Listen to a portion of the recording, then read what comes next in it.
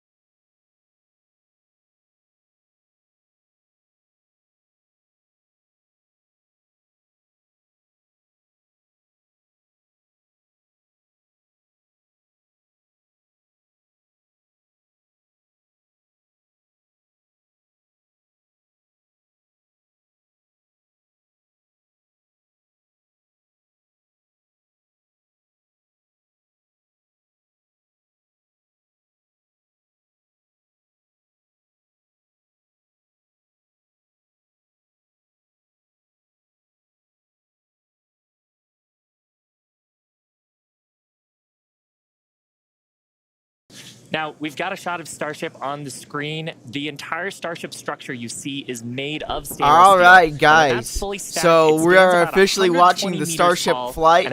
I will to help you give a sense I'm going to kind of how shut big up that and is, not say a lot so you guys video can of listen some what's of our going teams on, but I am genuinely final very integration prep excited. work in advance of today's test That flight. view is beautiful. Just Holy like crap. Falcon 9, Starship has 2 stages, which we will talk a little bit more about in a minute. But in addition to those 2 stages, oh, that's a good Starship shot. That's a good actually has drone a shot. third This is stage probably called not live. Stage 0. You know what? Maybe. It consists of all the launch pad infrastructure built around the rocket. I don't know. I'm not you sure if can this see a part of great the view video is it there pre-recorded on or your not. Screen.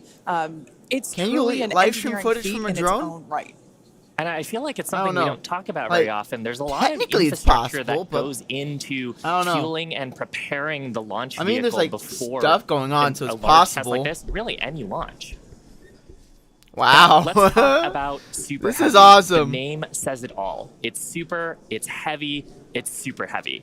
It goes by some other names, the first stage or the booster, but whatever you call it, the Super Heavy will be the vehicle responsible for powering Starship against that mighty gravitational pull we've got here on Earth. And when it's fully operational, it's going to get Starship to orbit.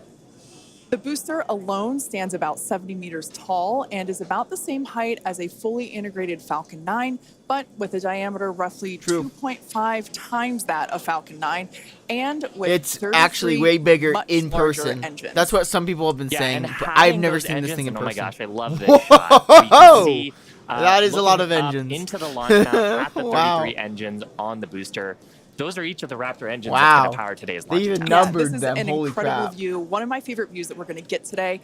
We don't have this kind of view on our Falcon 9 launches, so this is so exciting to see. You can even make out the ignition's going to destroy the camo, dude. Holy crap. Which engine is which. Like we said, there are 33 of them.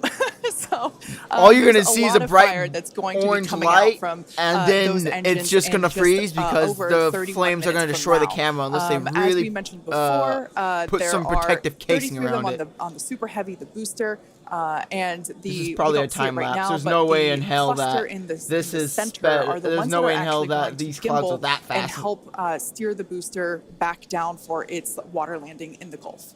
Yeah, and they're a little bit different, Kate, than our Falcon engines.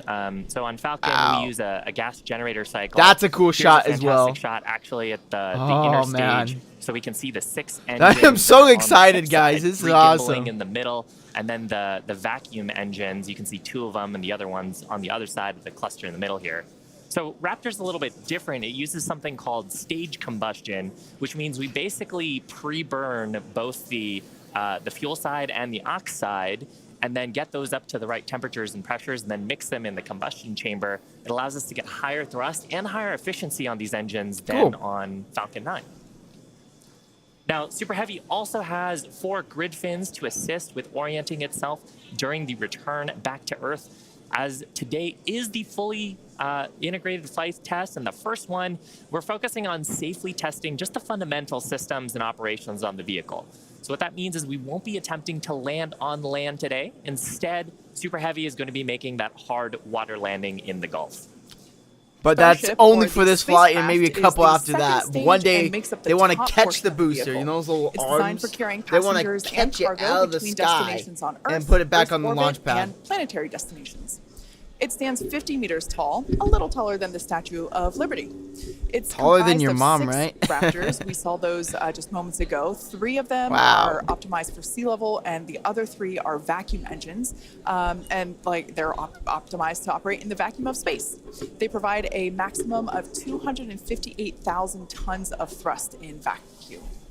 The spacecraft is also outfitted with 4 flaps to help aerodynamically control the vehicle's attitude during atmospheric flight and enable precise landing at the intended location. You can see a view of those flaps but there's also a good chance this rocket will not survive re-entry. That's what Elon's saying, but who knows, really. To taking off and landing like an airplane. And that's really important because we don't have runways on the Moon and Mars. Very true. Very gravity true. At both of those destinations is not nearly. But as they high also as don't it have is launch here on towers, Earth. so you On need to Mars, have it's about launch a legs third of eventually. what SpaceX. Gravity is. And on the Moon, the gravity is just a 1/6 of what it is here. So Starship can take off in both of those cases without needing the Super Heavy booster like we need here on Earth. Now, for today's test, Starship does not have its landing legs attached, and that's because we aren't going to be attempting to return to the launch site or land on land. It's going to be doing another hard water landing at the end of today's test. It's not. It's just going to slam right into it, guys. There isn't going to be shield, which is composed of 18,000 hexagonal ceramic tiles designed to insulate the vehicle during atmospheric entry, where temperatures can be as high as 2,600 degrees Fahrenheit. The hex-shaped tiles, like these ones that we have here, that's so roughly cool. make up about 2/3 of the vehicle. There's a couple of different geometries. The one that I have is for the circular portions of the vehicle, so it has this curvature to it. And the one that Shiva has, this kind is a hexagonal shape, and there's several those all across the body. Those tiles of the are pretty vehicle. big, actually. It's Holy worth crap! saying, we need these because when a spacecraft re-enters Wow. from vertical velocity, it's going faster than the speed of sound and causes a lot of heat to build up. Yep. That has to get dissipated by these heat shield tiles. Yeah, thing that's really cool about these is they're super lightweight. Even just holding them, we're able to even just like hear how hollow they are because of the construction. But they do a great job of dispersing that heat during that atmospheric reentry. We actually produce these in-house at what we like to call the SpaceX bakeries. And they're located in Texas and Florida. So it's something that we they're also launching this in Florida too. Like we said, there's thousands of them. It's not ready yet, but give it another year. You see them on the exterior they'll of be able to the vehicle. launch stuff So from Florida. at this point in time, we are at T-minus 27 Oh, minutes. by the way, this is 18 all in seconds. Texas So too. Like let's this head is on over like to John Texas's Instructor first for an orbital flight update on the test. countdown. Hey, John. I mean, Thanks, technically, Kate, isn't and really a good flight morning. test. I'm John Oh, I love Instructor, this guy. He has a great Principal voice. Integration Engineer here at SpaceX. We're currently loading propellant from the ground system into both the first and second stages.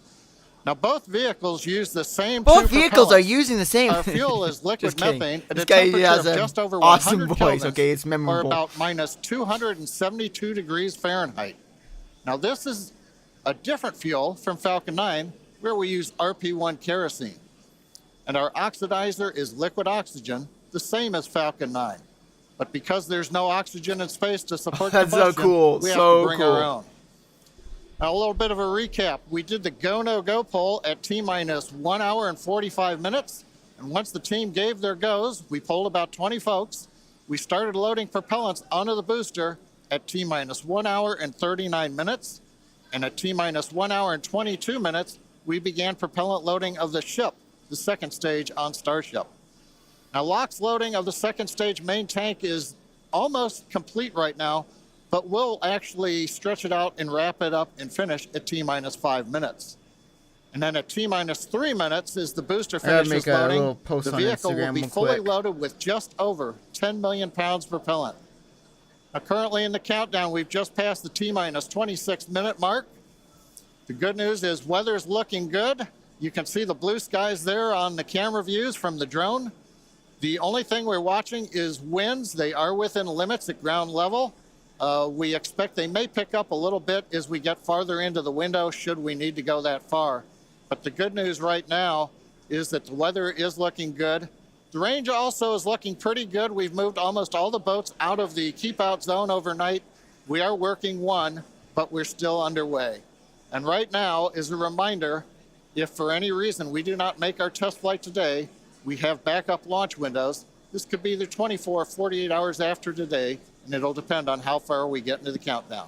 But coming up on 25 minutes to go, everything is looking good. I'm currently live on YouTube watching the Starship launch. In order to make really life cool. multi-planetary, we need a fully fully reusable vehicle that's capable of carrying a huge amount of cargo and a lot of people to orbit and have a pretty quick turnaround.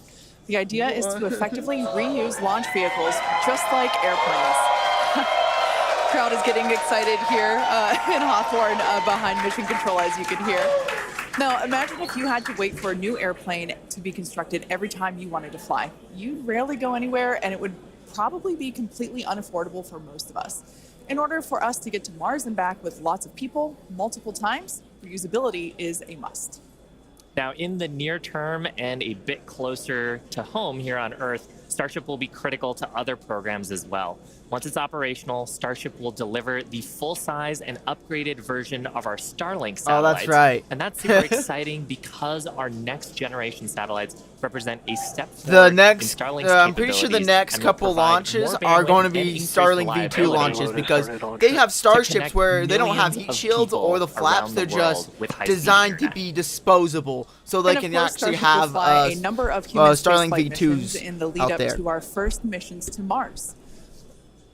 Entrepreneur and pilot Jared Isaacman will command the first human spaceflight on Starship as part of the Polaris program. He's pretty Jared cool. served as a commander for Inspiration 4, the first all-civilian mission to orbit. Dude, Inspiration I 4 get like launched going aboard on our rockets and Dragon spacecraft that's really and cool and Falcon all, 9 but you in want to be the September first human to fly on a new one? raising I don't know. I'll pass on that. $240 million for St. Jude. Dude, one day I want to go to Children's space, Hospital. okay? The first human spaceflight on Starship will launch as part of the Polaris program, and you can learn more about that series of missions at polarisprogram.com. Oh, now, so our cool. First lunar mission around the moon. Oh yeah, this will be led by forgot Japanese about this guy too. entrepreneur Yusaku Maezawa, also known as MZ. MZ flew to space for the first time in December 2021, and he purchased all of the seats aboard Starship. Will be led by Japanese entrepreneur Yusaku Maezawa. Gram.com. Now, our first lunar mission, Starship, will be led by Japanese entrepreneur Yusaku Maezawa, also known as MZ. Oh well, too late. MZ flew to space for the first time in December 2021, and he purchased all of the seats aboard Starship's first lunar mission in order to give artists and creators from all over the world the opportunity to go. And the hope is that what they will create in space will further inspire all of us here back on planet Earth. Now, over 1 million people there he goes. for this There's mission, Tim Dot, and the earlier everyday this year, astronaut. They announced the final 8 crew members were selected, and you can learn more about them and MZ's mission at Dear Moon. The first commercial astronaut to visit the International Space Station in 2001, and Akiko will be among the first women to fly around the moon on a Starship. The TOs joined the mission to contribute to SpaceX's long-term goal to advance human spaceflight and help make life multiplanetary. SpaceX is also incredibly honored to be part of NASA's Artemis program to establish a sustainable presence on the moon to prepare for missions to Mars. Starship's early test launches, followed by those regular Starlink deployment missions and propellant transfer demonstrations, are directly advancing NASA's Artemis program, along with SpaceX's ongoing mission to make life multiplanetary. SpaceX will conduct an uncrewed demonstration mission to the moon prior to the Artemis 3 mission, which will mark humanity's first return to the lunar surface in more than 50 years. Cool. It's an Dude, they don't need future, SLS. They have Starship they could how use, we got but to today. whatever. Now, Starship testing ramped up in July of 2019 with the Star Hopper prototype. Oh yeah, I it's remember sort of that. a short version of the Starship that we see today. There's a picture of it on your screen, the lovable water tower. Now, standing at just over 18 They meters need to put that tall, thing in a the Star museum. Hopper had a single engine and was test flown to perform landing and low-level altitude maneuvers. Starship's initial flight test was a hop that reached about 20 meters in altitude. This was followed by a second hop, the one that we've got on our screen, that rose to 150 meters in altitude. We took a little jaunt away from the launch pad and ended up landing about 100 meters or so further away from it, and you can see that on your screen. Now, notably, this was the first time that we had used a Raptor engine in flight and demonstrated control of this kind. As a Star Wars fan, I can't not see a flying R2-D2 there. Now, after a series of 150-meter hop tests with earlier prototypes, the Starship program saw a huge breakthrough during a test flight of the vehicle known as serial number 8, or SN8. SN8 demonstrated a first-of-its-kind controlled aerodynamic descent and landing flip maneuver. Yes, I'm talking about the belly flop. This 12.5-kilometer hop test I remember seeing a video of this, and I thought it was so cool, and that's what actually got me into Starship. Kilometers and conduct a belly flop maneuver. While it didn't stick the landing, the test was a major milestone in the development of Starship. I love seeing the belly flop maneuver. Now, unfortunately, you won't see the flip from the Starship today, serial but number oh 9. well. That was a 10-kilometer flight test in February of 2021. We had a nominal ascent, engine cutoff, reorientation, and controlled descent were stable. However, we unfortunately had a dramatic ending to the end of that flight. I remember. When we had a failure on its engine to relight. That resulted in one of those rapid unscheduled disassemblies. But what was really, really exciting about both serial numbers 8 and 9, I watched this one live, actually. We were able to achieve just our primary objectives in those 2 high-altitude test flights. In addition to getting lots of great data, Starship successfully demonstrated control of the vehicle and subsonic re-entry capability. Ooh. Ultimately, we performed 9 Starship high-altitude test flights in total, and in May of 2021, SN15 Dude, I watched this live too. Reached an altitude of about I was 10 in my art and film class watching this on my phone. Then I got home, turned on the live stream, and I watched it live. Oh, it was good memories, good memories. And I can't believe this was 2 years ago. It didn't feel like 2 years ago, but it was. Now, Having achieved that success in our suborbital campaign, one of the next big challenges for upper stage reusability is to survive the high heating hypersonic phase of entry. Combined with the ability to refill our Starship's tank with fuel and oxygen while on orbit is what will enable a fully reusable transportation system that's designed to carry both crew and cargo on these long-duration interplanetary flights, and that's ultimately what will help humanity return to the moon and travel to Mars and beyond in our solar system. So as you can tell, it is nothing but an iterative process to get to the point that we are today and where we will go from here. That iteration is a core process of how we work here at SpaceX. We like to fly and we like to test early and often, both on the side of hardware. Yeah, that's an awesome point, Kate. Now, we are continuing our countdown to Starship liftoff just over 17 minutes from now. So, of course, let's check in with John for another status update. John? Thanks, Shiva. Clock is coming up on T-minus 17 minutes. I love this guy's voice. We're continuing to click towards 0.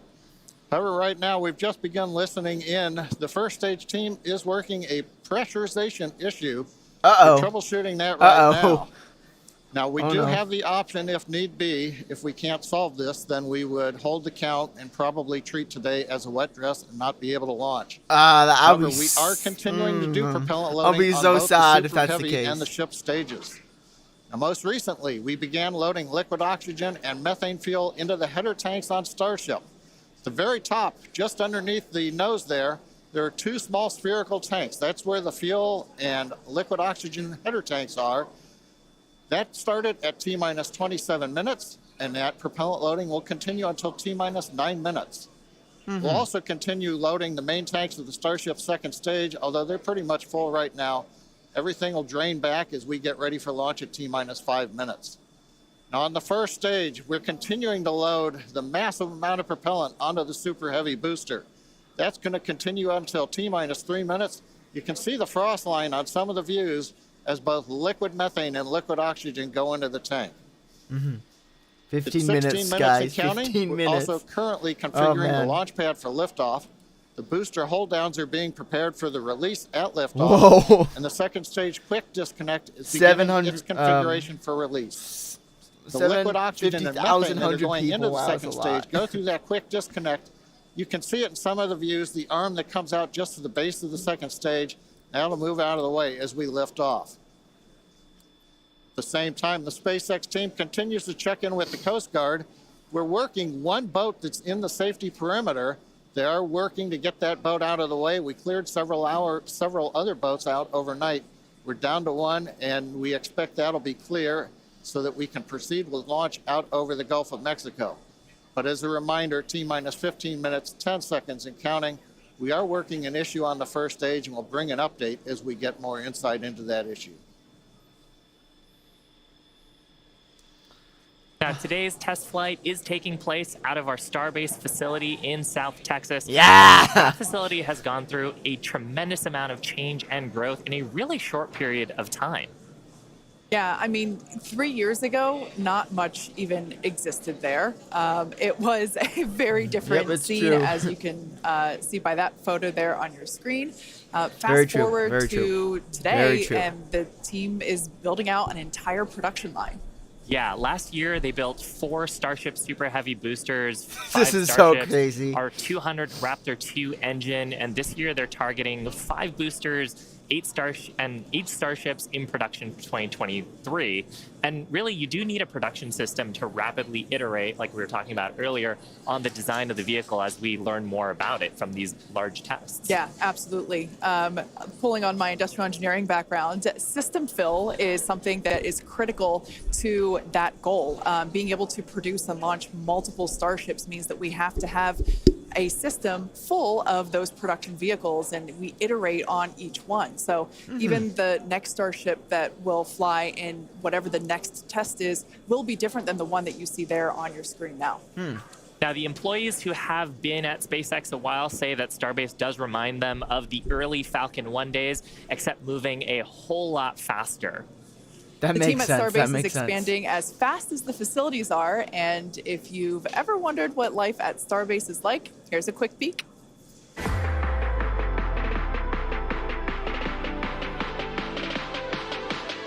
Dude, how cool would it be to go to work every day and you just see a giant spaceship, dude? That'd be so cool to work on a spaceship. That's your job. Like, imagine what your family dinners are like. Yeah, honey, I saw a spaceship today. Just kind of crazy.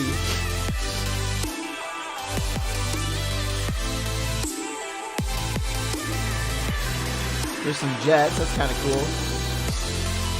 Occupy Mars. That's awesome. They have a Starbase float. That's actually pretty sick. That's cool. That's cool. That trailer park from earlier. Oh, this is Elon's school. Ad Astra. Yeah, I think I made a video talking about Ad Astra. It's like Elon's own private school thing. I don't know.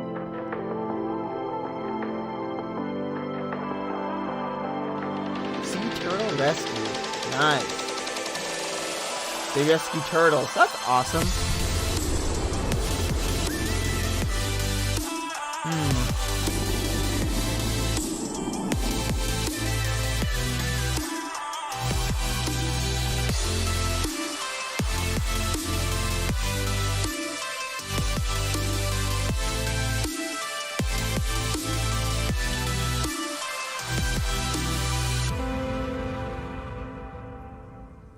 So cool. Starbase directly employs also, I more want than that hoodie. 1,800 I want a Starship hoodie. I think that'd be pretty and awesome. is actually the largest employer in the area. Yeah, and from that video, you can really tell, like, it's a beautiful location. It's close to the ocean. There's tons of wildlife. And that's because being close to the equator is actually a fantastic way to get to orbit. Yeah, I love that we have so many employee events that allow us to participate with ocean cleanup and other environmental efforts there. We'd also like to thank Cameron County for being so supportive for all of our work in that area. Now, in addition to Starbase, we'll soon be adding another Texas location to the SpaceX family. Oh, really? We're opening a new facility in Bastrop, Texas, just outside of Austin. Oh, it's totally like a test facility, not like an actual launch. The new facility will be over 500,000 square feet of manufacturing space, and the team has already started hiring. Now, we have all kinds of openings in production and manufacturing for technicians and leadership and manufacturing engineers. What would they assemble over there? Like, obviously, it's not like a launch site. If you can think of a role, we're probably hiring for it. So if you're interested in helping expand human life to other planets or helping internet access here on No Earth, idea. Maybe it's another bakery thing, or maybe they make Starlink satellites. I don't know. Careers. Now, with that, let's check back in with Zach down at Starbase one last time before launch. Howdy, Zach. Hello, Kate and Shiva again. You can really feel the energy here at South Padre Island as more of the SpaceX team have gathered. We're standing just over 5 miles away from the launch mount, and so from here we've got a very nice view. I would basically say these are some of the best front row seats you could get, and might I add, beachside as well. Now, the Starship team has worked incredibly hard to get ready for this test, and we're all clearly excited for T0. And as we get into the final moments, one issue that could hold the countdown or cancel the test altogether is if a boat enters the safety perimeter. I'm going to be pissed if that happens, bro. Gulf of Mexico, which is normally very open to all of the boaters and fishers. However, today, SpaceX is closely coordinating with the United States Coast Guard to establish a safe zone and ensure public safety. And up to T0, awesome. SpaceX is in regular communication with the Coast Guard to ensure there are no boats in the area leading up to the launch. Now, fingers crossed that that does not happen. Now, I'll throw it back to the folks at Hawthorne as we get closer and closer to that T-0.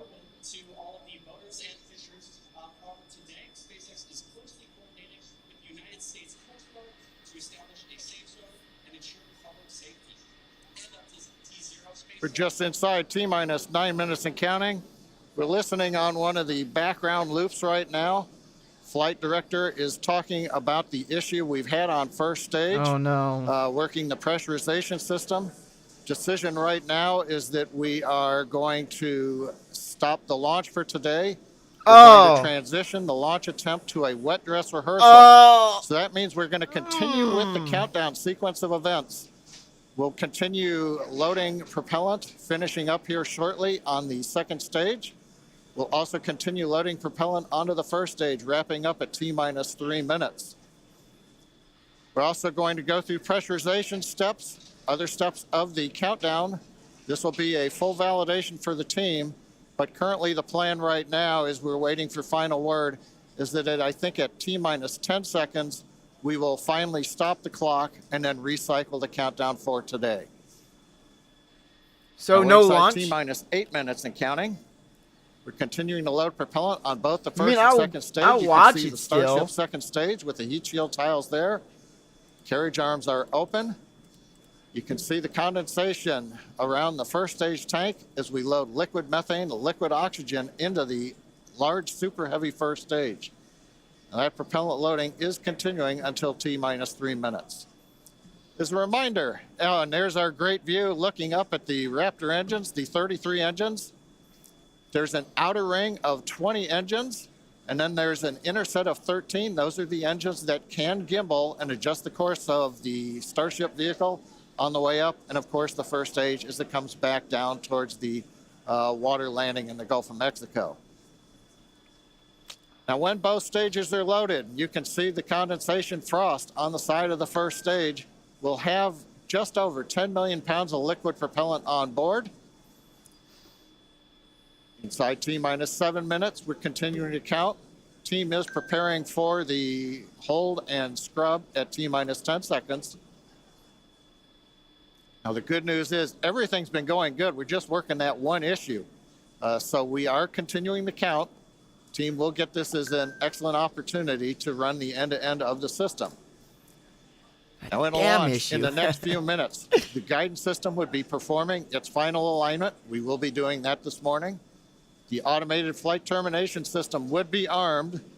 We won't need to arm it today as we won't be flying. And we'll do final thrust vector control checkouts, what we call wiggles of the Raptor. That's unfortunate the that they're not actually launching stages. it. Now, normally in a countdown, if we needed to hold, there's a view of the second stage Raptor engines, just above the first stage. Now, as I mentioned, in a regular countdown, if we needed to hold, that would come at T-minus 40 seconds.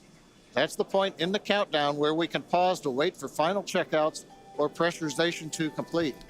Now, earlier this morning, we thought we might have to hold at 40 seconds. Everything's looking good. Except for the one pressurization issue that the team is going to have to troubleshoot after this morning. So we won't stop at 40 seconds right now. We'll continue all the way down to 10 seconds, and then we'll go into a recycle.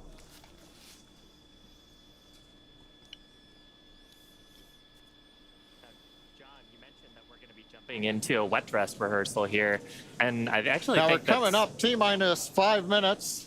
Overall, though, Kate, Shiva, it's been a good day. It's a little sad listening to the flight director say that we're going to have to stop at 10 seconds. But I guess that's for everybody. It gives us a real run-through of the launch vehicle.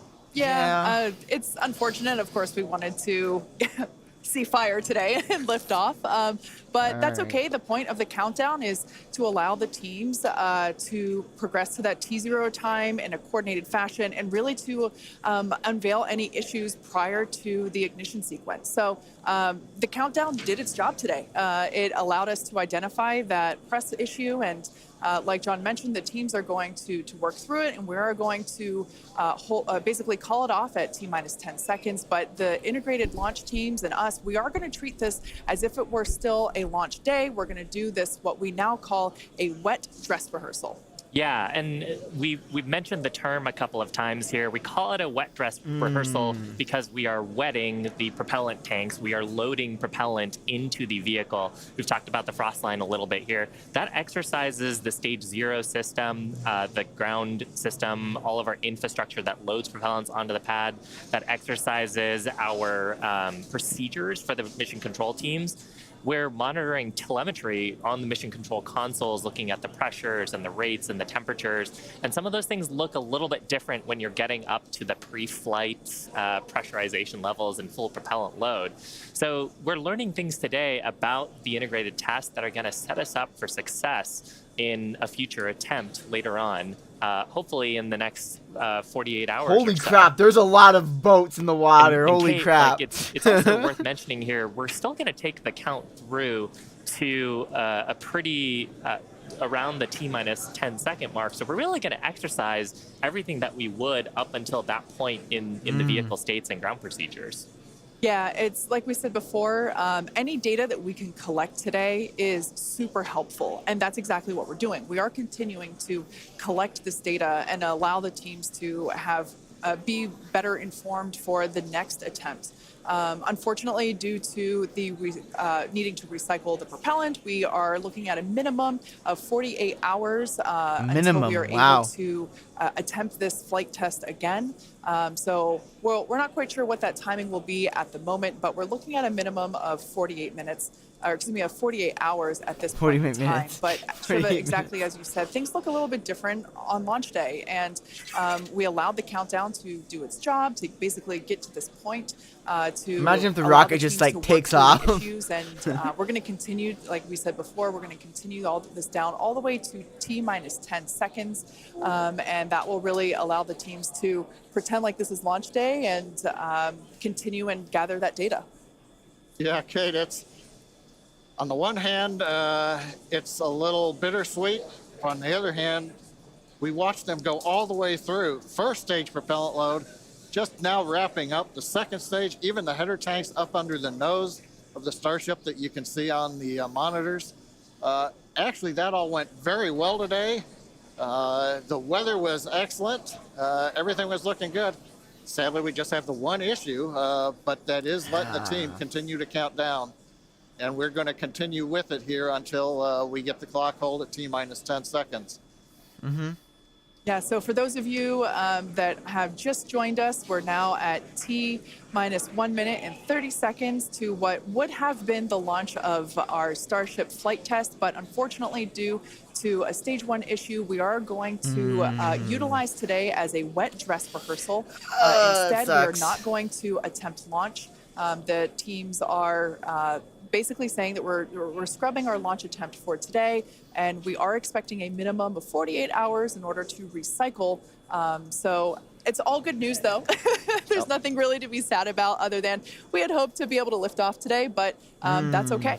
Now, one thing to point out for folks, when we do come back, when we clear this and we fly, one of the things you'll hear in the last minute, you won't be hearing us because we'll be listening to the countdown. But at T-minus 30 seconds, that's when the flight director would give the final go for launch. Love to have heard that this morning, but it's something to look forward to. Absolutely. The other thing to look at is at T-minus 6 seconds, we begin lighting the engines. Up on your monitor, you can see there, T-minus 40 seconds. We did hit the 40-second hold point, and they are holding for a moment. In the end, they will release that hold. We'll go the last 30 seconds.